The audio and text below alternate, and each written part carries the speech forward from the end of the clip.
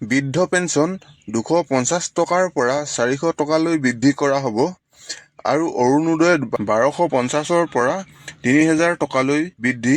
লগতে গোটৰ মহিলাসকলক নতুনকৈ 25,000 টকা দিয়া হ'ব আৰু কেইবাখনো আঁচনিৰ ওপৰত আহিছে ভাল খবৰ। নতুন চৰকাৰৰ নতুন আপডেটসমূহ জানিবৰ বাবে সম্পূৰ্ণ ভিডিঅ'টো চাব। নমস্কাৰ বন্ধুসকল, নিৰ্বাচনৰ ৰিজাল্ট ঘোষণা হোৱাৰ লগে লগে কেইবাখনো আঁচনিৰ ওপৰত আহিছে ভাল খবৰ।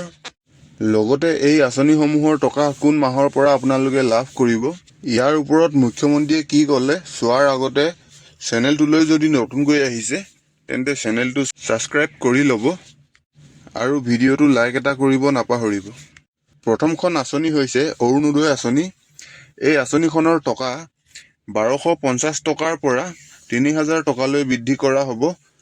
লগতে নতুনকৈ যিসকলে আবেদন কৰিম বুলি ভাবি আছে তেওঁলোকৰ বাবে অৰুণোদয় 4.0 মুকলি কৰি দিয়া হ'ব। আৰু দ্বিতীয়তে গোটৰ মহিলাসকল যিসকলে যোৱাবাৰ 10,000 টকা পাইছিল আৰু সেই টকাৰে ভাল ব্যৱসায় এটা আৰম্ভ কৰিছিল তেওঁলোকক আকৌ 25,000 টকাকৈ দিয়া হ'ব। লগতে যিসকল বৃদ্ধ পেঞ্চনৰ হিতাধিকাৰী আছে তেওঁলোকে 250 টকা পাই আছিল, তেওঁলোকে অহাবাৰৰ পৰা 400 টকাকৈ লাভ কৰিব। চৰকাৰী ঘৰৰ বাবে যিসকলে জিঅ'টেক কৰি থৈছিল তেওঁলোকৰ বাবে ভাল খবৰ।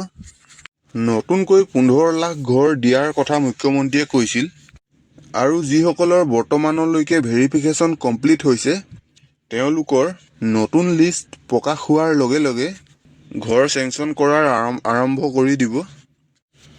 আৰু এই আঁচনিসমূহৰ লগতে চাহ বাগিচাৰ শ্ৰমিকসকলৰ মজুৰি বৰ্তমানৰ পৰা পৰ্যায়ক্ৰমে বৃদ্ধি কৰি 500 টকালৈকে লাভ কৰিব।